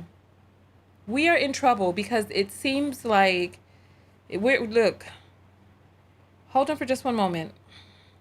Yeah, black women, we're in trouble because from what it is that we have seen so far tonight, if we just go by what it is that we have heard on the calls alone, so we have one person beating his balls and smearing them all over the place with the nut cheese up in between the taint and the sack, right?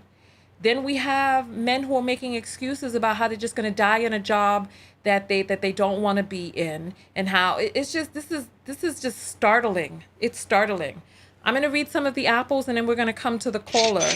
All right. So we have Zakia who sends $25 and says, "Just the support. Love your message." Thank you, Zakia. And then she sends $20 and says, "You are on fire tonight, speaking nothing but facts." Thank you so much for your love and support, Zakia. Thank you. And then Rashida sends $4. And let's see what the message from Rashida says. Rashida sends $4 and says, "My favorite YouTuber." Thank you so much, my dear. Thank you. Thank you. We appreciate that. All right, so let's hear from this caller. All right, you're on the air. What's your name, caller? Miss Jerry. Hi, Miss Jerry. So, what is your comment, my dear? My comment was, I listened and looked at the video, and kind of like what I took from it is, they moved. One thing that was mentioned was it was California, and the cost of living was a lot different from where they moved from in the South. And I guess we never know. Sometimes husband and wives, they make pacts.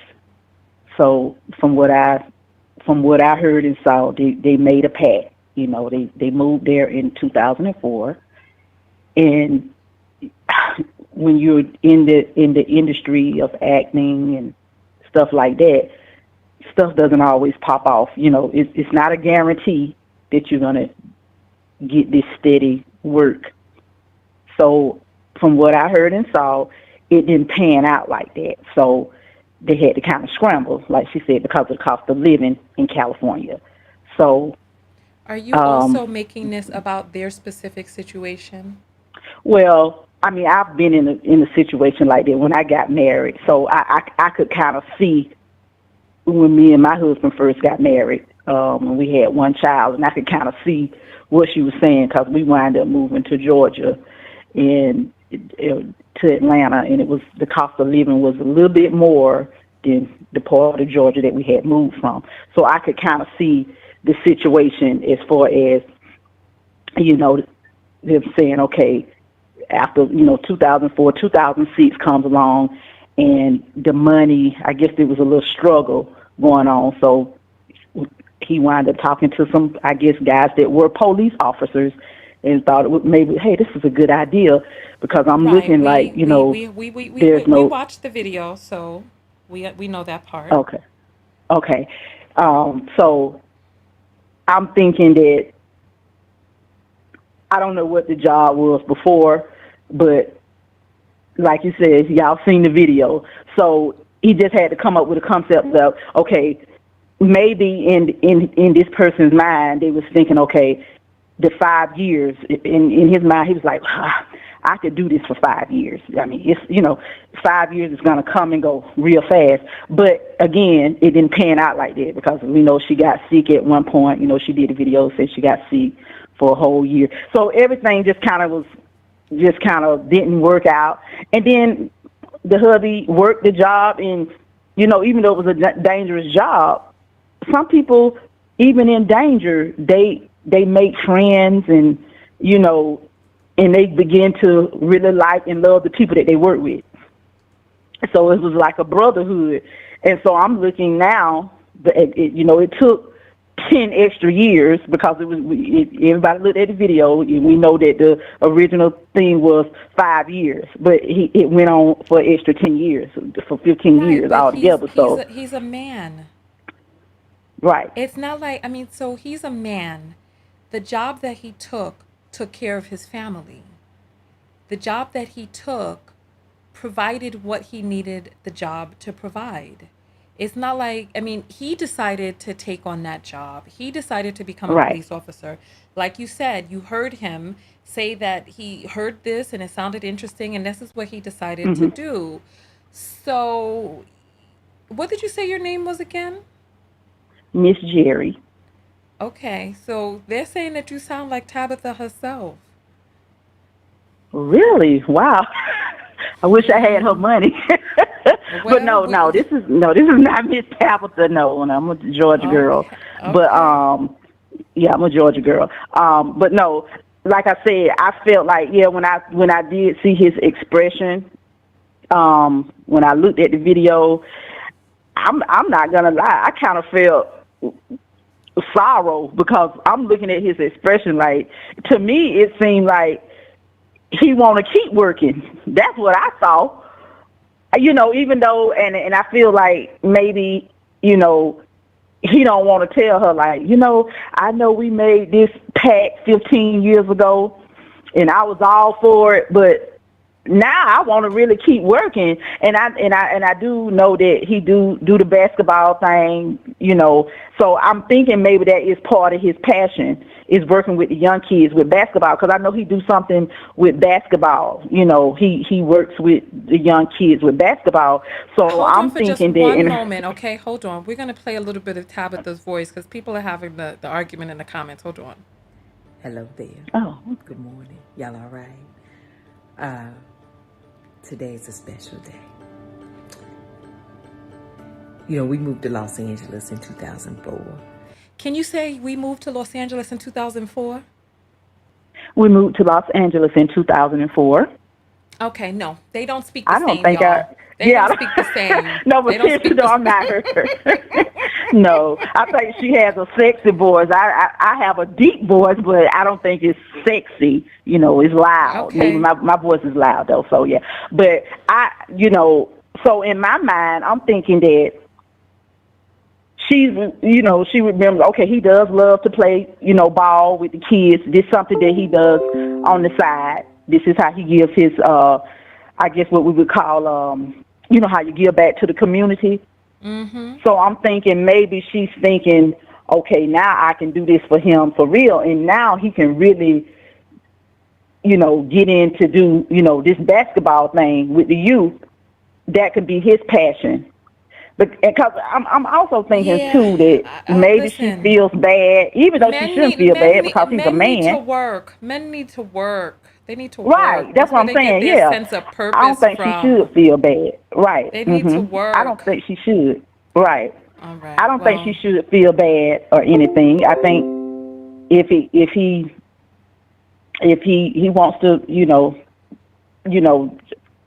keep working, just let him work. well, you That's know my what? It that's is a dangerous job, but like I said, this is not about him and her specifically. But thank you so much for calling in. and Thank thank you you. for taking my call, Tanya. Okay, All thank right. you. Bye Bye bye. bye. All right. So, listen, I don't know what's going on with the camera today. We're going to, the whole system is new, so we never really know what is causing the frozen issues. You're on the air live with Tanya. What's your name? Job, but like I said, this is not about him. Hi, how are you? Can you hear me Hi, I okay? need you to talk to me through the phone. Make sure I'm not on speakerphone. And let's get it. All right, this is Yaisha. How you doing? Yaisha, we need you to turn down the TV or whatever. That's rule number one. All right, I got Yep. you. Listen, be ready to call. Be ready to talk when you call in. All right, it's as simple as that. I've already read out the rules. I'm not going to continue to say the same thing over and over again. The telephone number to call in is right here. Simple as that. You're on the air live with Tanya. What's your name? Hi, Tanya. How are you? Hi, I'm fine, thank you. What is your name? Monica. Hi, Monica. So, what is your comment this evening?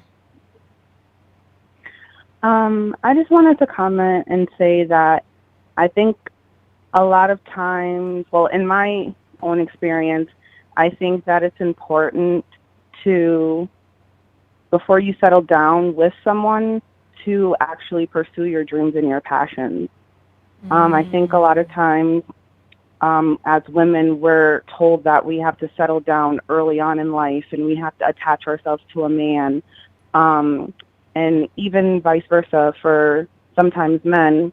But in my own experience, I think that pursuing your dreams and how you mentioned working and then on the side pursuing your passions, that's what I do personally for myself. You know, I'm an artist, and so to pay for studio sessions, I do have to work a 9 to 5 job, and I do have other side jobs or hustles that I perform in order to pay for studio time. And, you know, the main focus, I think a lot of times when people say as Black women, like, we're more educated, we're like more career driven, I think it's not really that. It's like where your focus is. If your focus is on a relationship, then you're going to tend to kind of fall into what comes with the relationship. But if your focus is on yourself and your career and your passion, then you tend to, like, later on in life, when you settle down, you feel more complete, where it's not like you feel like you're giving certain things up in order to keep this relationship going. Okay. All right, that's interesting. But it is a double-edged sword because Mm-hmm. you either get your children birthed young or you have to birth them older. So where's the fine line? I mean, I guess it depends on you as a person and like what how you want your experience to be, because there are a lot of different alternatives as far as like if you wanted a surrogate or if you want to carry the child yourself. But I don't think that 30 or 31 or 32 or 35 even is that old to have a child. I mean, like, yes, after 35 you have greater risks, but if throughout your 20s, instead of, for example, you're partying in the same club, seeing the same people, shopping at the same stores, wearing the same things, but you're focused on like working or going to school or maybe like traveling or studying abroad or doing something like that, then, you know, kind of by the time that maybe you are 30, you'll have a career where you have more freedoms and abilities to get paid to take time off of work and, you know, maybe travel, and you still get paid for vacation time. So it really is just about like you as a person and what your interests are and like how you want to lead your life, I guess. But if you're someone who's going to feel like at 30 years old or like 40 years old, oh, I didn't really get to live and do the things that I really wanted to do because you're following the crowd or you're following what everyone else is trying to do, then that's where the issues come into play. Okay, got you. Got you. Mm-hmm. All right. Well, thank you so much for your comment. Thank Thank you. you. Have a All right, you great night. too. Bye. All right. All right. So we are having issues with the camera. All right. You're on the air live with Tanya. What's your name? Kevin J. Brown. Hey, Kev. Hold on for just one moment. I'm going to try to fix the camera. Okay? All right, no problem. All right, hold on.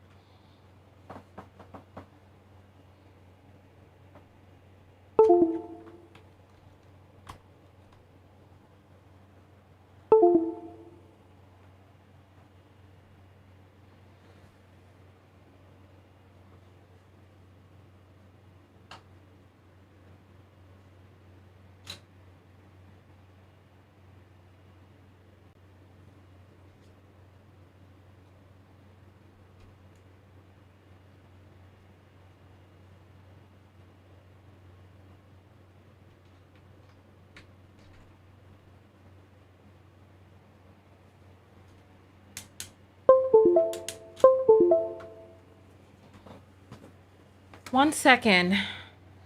I'm trying to get this fixed up. I don't know what is going on and why it's behaving this way. Because I see the camera on my end, but it's just, it's acting up. So let's see. Give me just one more moment. All right, take your time. All right. So, let me see. What can I do at this very moment that is not going to harm my computer?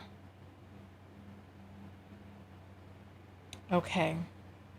Give me one moment.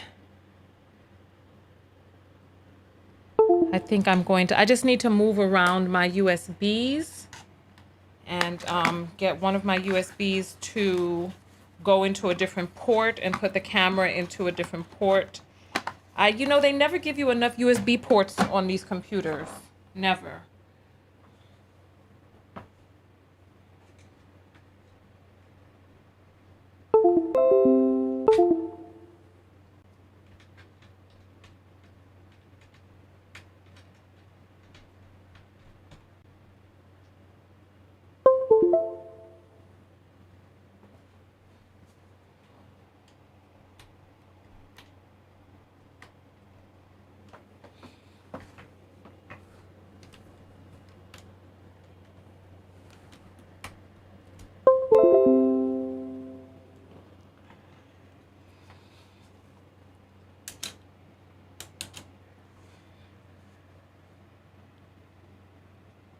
It's still not operating. All right. So we're just going to have to continue moving forward. All right. Kevin, sorry about It's that. all right. All right. So go forward. Yes. So first of all, I love the show, and I love the topic that you're raising. What really caught my attention was the topic that you were making about, how when we go up the tier with the economic ladder, when we talk about how Asian men rise to the top when it comes to the money, the women are seen as are less race loyal according to statistics, correct? Right. But then when you actually go down to where, down the bottom where the black men are, you start seeing where women are the most race loyal.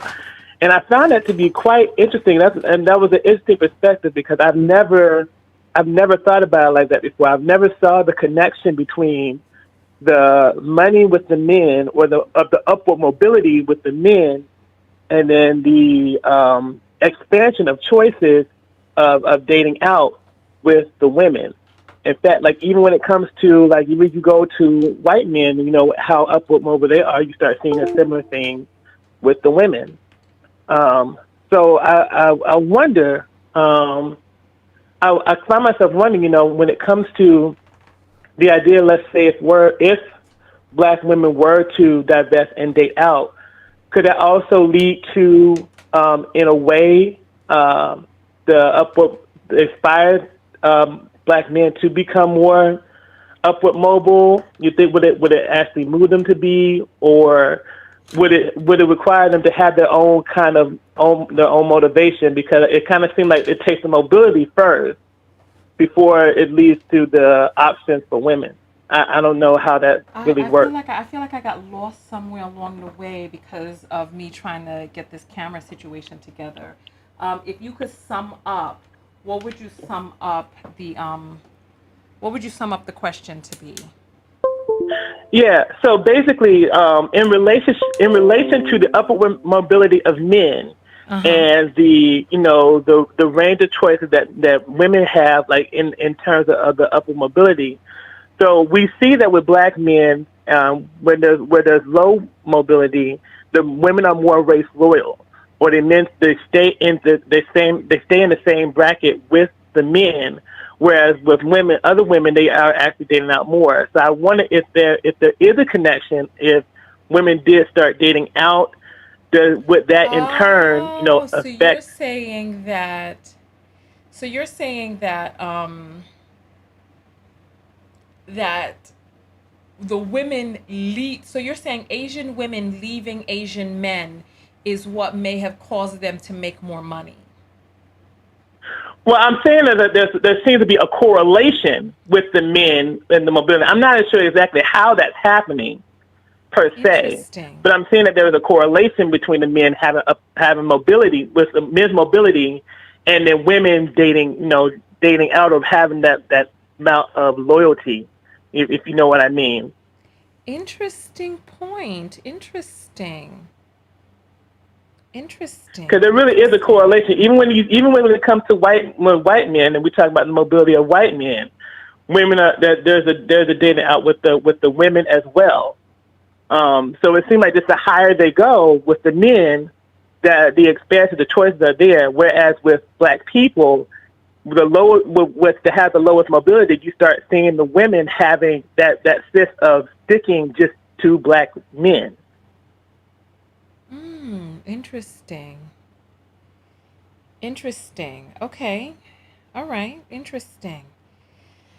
So what my question was going with that is that if black women were to start that path of divesting, and I guess that's kind of that probably wouldn't work out well, because we don't know exactly how that causation of that mobility and dating out would actually work.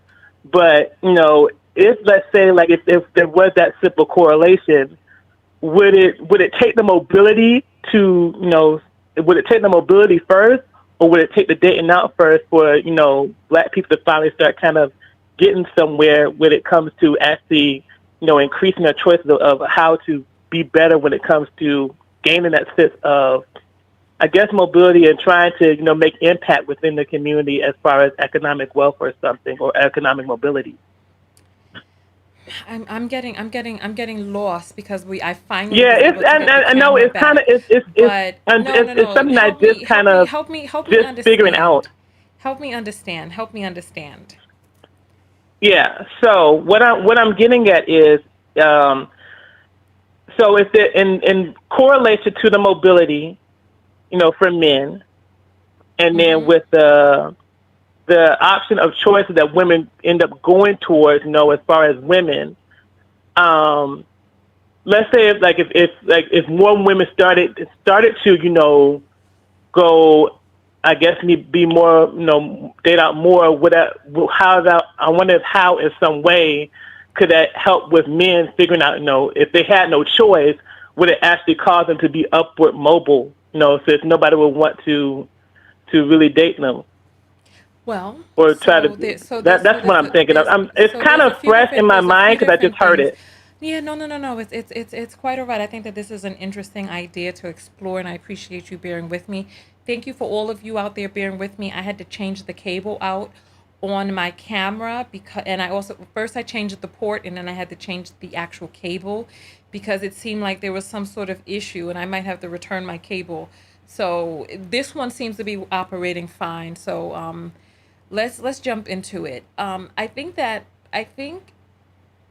black men have been taught for so long that their worth is in their penis, that I don't really know if they feel that. I mean, I feel like there's, men in general have tremendous egos that create a lot of blind spots for them. And I think that black men have a tremendous blind spot in that they feel that their desirability is so tremendous because they've been touted as the men with the biggest penises, right? And so even if black women decided to date out, I mean, what would it take when there's so many white women who want to take a ride on the dark side, who want to be with an N-word, you know what I mean? And make their pappies angry. So I feel that black men really feel that as is, that they are the most desired, and that's because black women have been catering to them for so long and really pumping up their egos as they turn away and are like, oh, well, we're going to get such and such type of woman. But I think that black men, I don't know, what is it going to take for black men to desire to be upward mobile? It's like, if you don't have the desire to educate yourself, to go to school, to, you know, to get advanced degrees. I mean, these are things that are inside of people.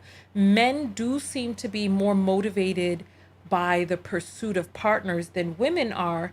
But if it takes a woman to get you to want to read, learn, educate, earn money, like, where is the individual desire inside of a man to want to earn money? Like, why should it have to take there being no accessible women? Yeah, I was having an idea in mind because I saw the correlation, but yeah, at the end of the day, if you're not really inspired to really do the work of actually being mobile, then it doesn't really matter what anybody else would do.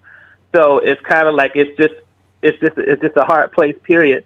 But thank you anyway for taking my question. I know that wasn't an easy one. Like I said, it was just something that just came to my mind when you were talking about the upward mobility of men.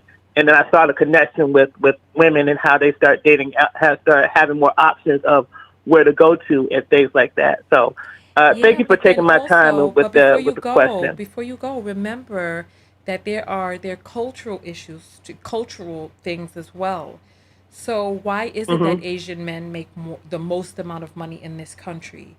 Are these foreign-born Asian or children, first generation American Asian children, where their parents are heavily into education? So, like, you see that children who grow up here with parents from Africa, that their parents are Hmm. very focused on making sure that their children are educated. I think that there's just a pathology that exists inside of this country in in in in Black America. I think that there are some issues that were never resolved after the enslavement period.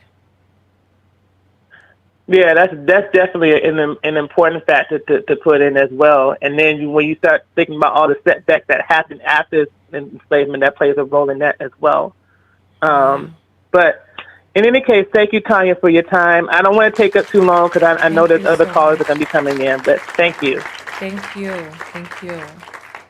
All right. So it looks like this camera setup is working better. I had to go back to my old cord, the big high-powered one. It's so crazy how the pieces come together. Let's see. So we've been on. We're gonna speak for about 15 more minutes, and then we're gonna jump out of here. Um, Hi, you're on the air live with Tanya. What's your name? Hi, Tanya. It's Yaya from Text Notification Club. Hey, Yaya from the Text Notification Squad. Hey, Yaya, how are you doing? Breathing. I'm making it through. I have been constantly in your book trying to focus my feelings and energy. And this topic is so interesting to me, Tanya, because not only have I seen my mom and my dad go through this, I've seen my sister and her baby daddy go through this. Go through And then what? I experienced this situation with my own husband, which is, becoming too, I don't know how to say exactly what it is. But like my mom was the breadwinner. My dad stood home with us. He ended up doing things and cheating on my mom and stepping out of a relationship because of all the freedom she gave him. And with my sister, like, she started being the breadwinner to the point where she was working 3 jobs while he was home. And she would get him job after job after job, and he would get tired of working after a week or feel like he don't need to be told what to do by his boss, and he would stop working. And then my sister was legit just supporting the whole family while he, too, was out there having his fun cheating on her while she was supporting the family. Me and my husband's situation is not exactly that, but he was kind of triggered in the same way. When I became a CNA and started making, like, really good money, I wanted a house. We had a discussion about it. We made a schedule for my hours and everything. And I was working like 130 to 150 hours every 2 weeks. On top of that, I was taking care of the house and taking care of my mom, as you know. And it got to the point where my house looked like a hoarder's house, and I was like screaming at the top of my lungs, like, how can you have 4 days off a week and not keep the house up when I'm working all these hours? And I was trying to have this discussion with him, and he was just like, well, I just felt that this is what you always did so that you could do it. And I was just like, so how do you think that's even possible when you know my work schedule? You know what I have to do for my mom. Like, and he didn't realize until after, like, I had this whole, like, big freak out about the fact that everything was on me and nobody was helping me, you know? And it took that for him to even realize, like, that he had a standard for me that he didn't have for himself, you know? And he was trying to blame me for the house not being kept up, even though I was working all the time, like, you know. So well, we're good. We're kind of good now. We're still separated, getting divorced and everything, but we're good. We're friends. We're good. We're on talking terms and stuff. But yeah, but I'm so confused though, because this situation was about a woman who gleefully wanted to retire a mate who had worked for decades, more than a decade rather, a decade and a half, supporting the family in a job that he didn't necessarily want to be in. How does this relate to men who don't want to work and women doing everything? Well, I don't think it relates exactly the way that this situation is, but I was just saying, like, a woman taking on that masculine provider role, like, it seems to trigger a man to become the feminine role and have the prize, I'm the prize expectations, and interesting. Okay, so not working and being taken care of pushes a man to rest in his feminine, but then why weren't they cleaning and being the housemakers? Because of the male privilege of feeling like, well, you need to do this for us or for me? Yeah, I feel like it was more like that's the woman's job, because that's what my husband was kind of, when we were having a discussion, that's what he said, like, maybe he felt he was triggered in that direction, because I really, like, tried to get him to break it down to me how he thought it was okay. Wow. Well, you know what? Well, thank goodness that situation is, you are being untethered from it. So we're happy for you in that respect. So thank you so much for calling in and giving your point of view.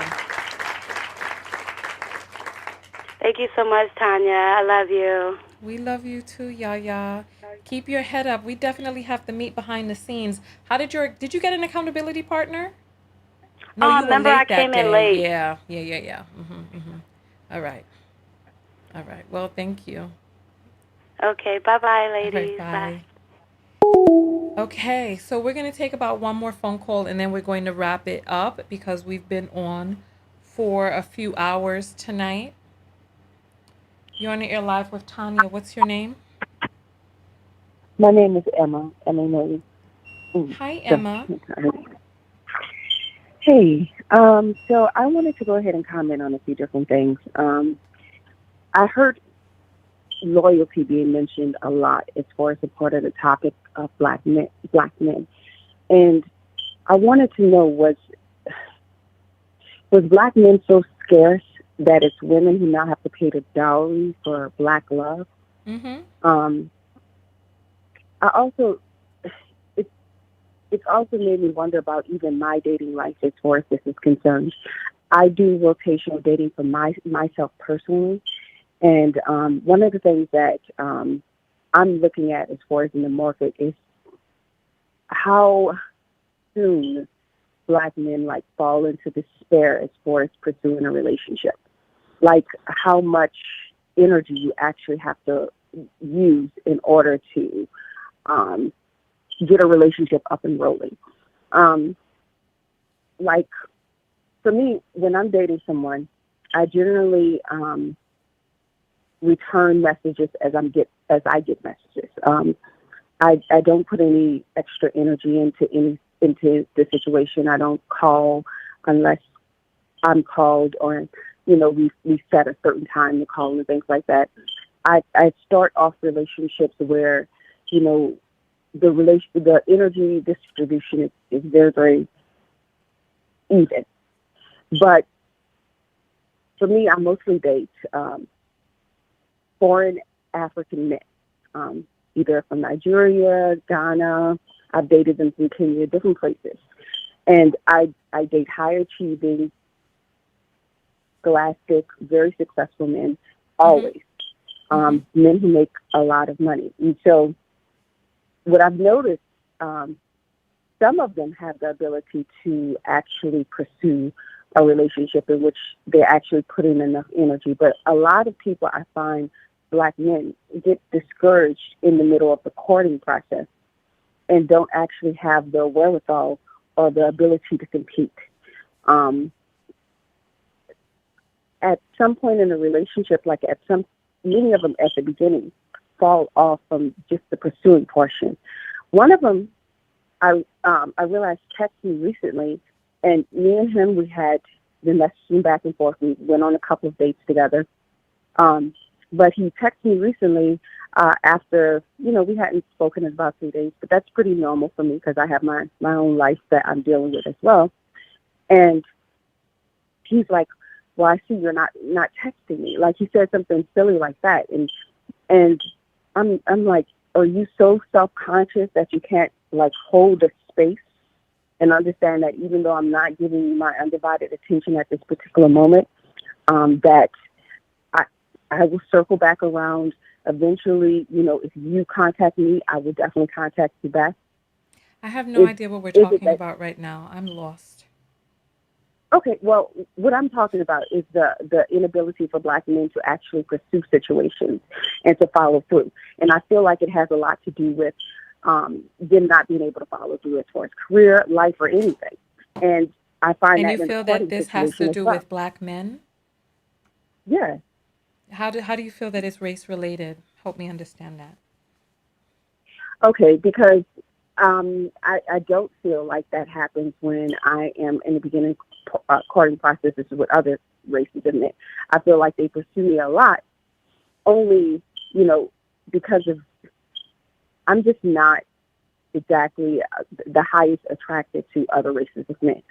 So I don't generally go after those situations as much as I should. But I find that when it comes to them, they're constantly pursuing me. Versus with African American men or African men, Black men in general, I find that they hold back a lot, that they get discouraged a lot, that they don't literally pursue the things that they want or the people that they want. This is interesting. I wonder. I wonder. There are. I wonder though. I wonder. One of the thoughts that comes to me is whether or not, because people put forth effort, or rather men put forth effort in the pursuit in accordance with how much they value wanting to attain that person. And are they, because there, how many women have been tricked by a man's pursuit, that he pursues only to get you and then drop it, so is the situation with other races of men that they have superior courting abilities, or is there something novel about being with a Black woman or a woman from a certain background that will make him up the pursuit game?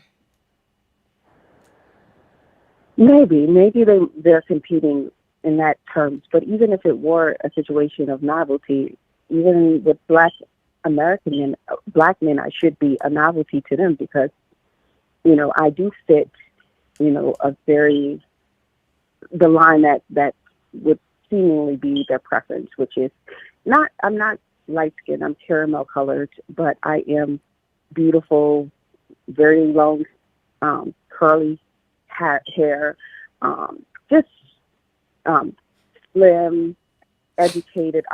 I feel like I am what they would want, and Okay, I so generally get a lot of people.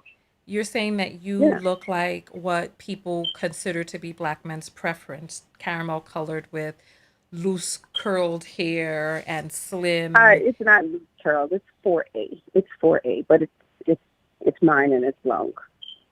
It's Okay. beautiful. And Hmm. so you're saying that with black men, you do not see them pursuing you as much as other races of men. Yes, I don't see that happening. I mean, I do see them pursuing me more, but then black men generally just, I feel like a lot of it is just empty shots because some people, they're just completely out of, the sphere of anyone I would ever think to be around anyway. So some of it is just empty shots. They're just pursuing someone because they feel like they have ownership of a black female body, and any black woman is in their range of being able to get. But others, I feel like they pursue, and then at a certain point, they're just like they kind of pull back and they don't follow through. You're talking After a about while, with black men. with black men, yes. Okay. And you're saying that you're most attracted to black men and not the other men. So even though they pursue you harder, that you just are not really open to the pursuit and that you wish that Yeah, black men pursued you the I same have to way give that with to be the follow through. explanation because they are meeting my criteria, um, ec- economic wise, educational wise. You know, they reach lifestyle wise, personality. I love friendly people and things like that. So they are meeting my expectations on those lists. But yes, that list as far as like connecting on a soul level with somebody who looks similar to the men who grew up in your family and things like that.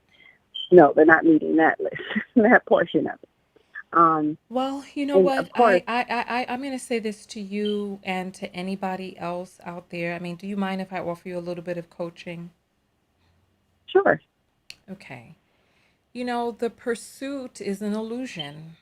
The pursuit is not really for you, it's for them. So so it's actually even better if they're not pursuing you, so to speak, right? Now, of course, a man has to court you and all that other stuff, but pursuing, in order for a person to chase, somebody has to be running. And they do that really for themselves. It's much better to really get to know a person and Mm. and have a person get to know you, because if a man is pursuing you without knowing you, he's just going off of what it is that you look like and maybe going to conquer. And if he's not conquering within a certain amount of time, then of course, what is all that chirping in the background? That's my fire alarms. They chirp every now and again because of that's just the way the system is as far as the fire alarms are concerned. So no battery. No, it's not that they don't have a battery. I've changed out all the batteries. That's neither here nor there. It's just one of them keeps ringing off, and another one just keeps chirping.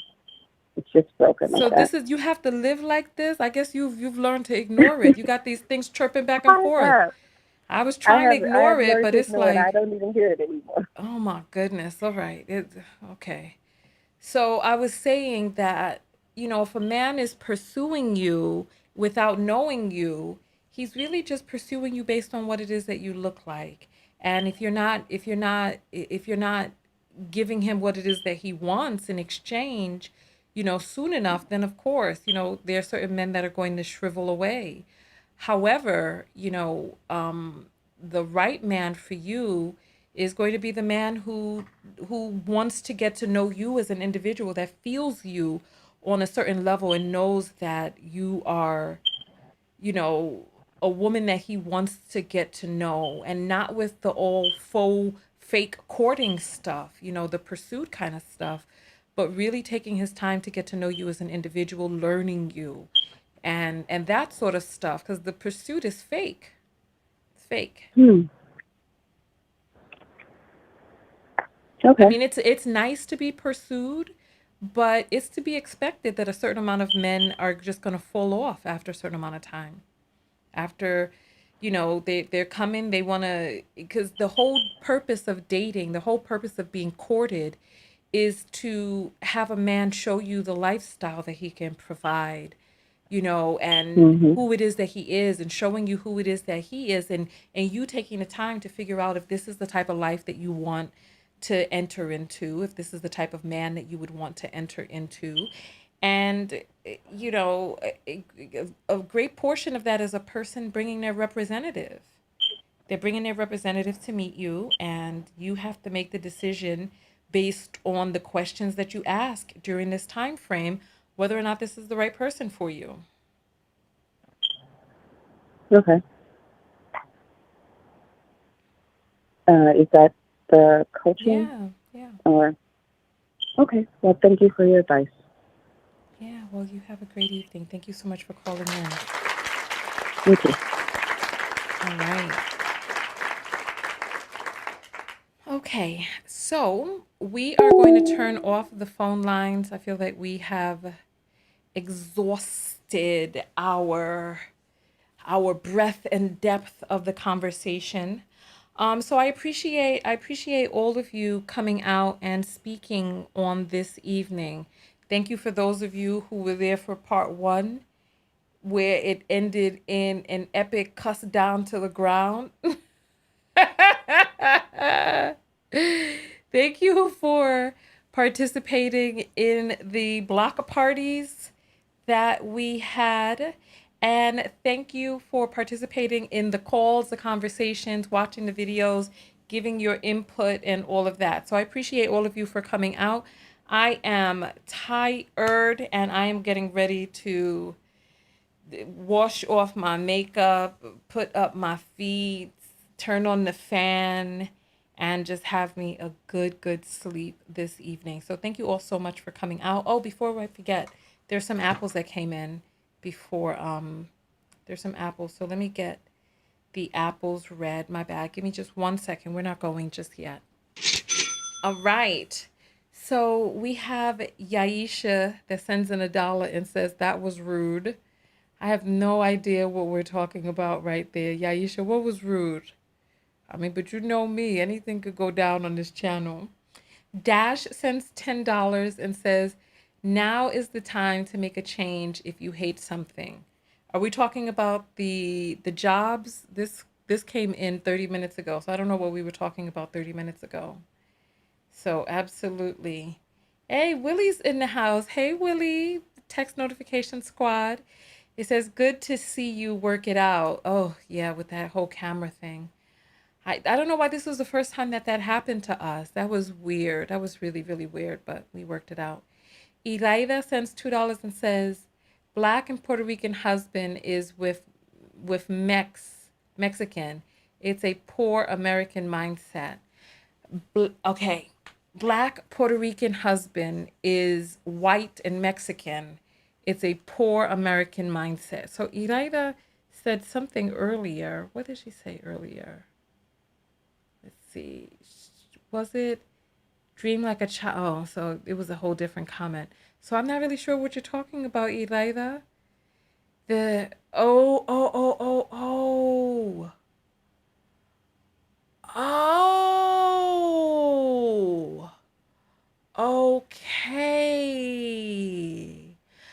Okay. Okay. So this is Yaya, Iraida. Yaya, I didn't know that your name was Iraida. Okay, so you were talking about your husband who you're getting a divorce from, who was sitting up at home while you were working and he wasn't doing what he needed to do. So Black Puerto Rican husband is with Mexican. It's a poor American mindset. I'm confused. So, what does the Mexican part have to do with anything? I got lost there. So, but the broadcast is ending now, so I guess we're not going to figure it out.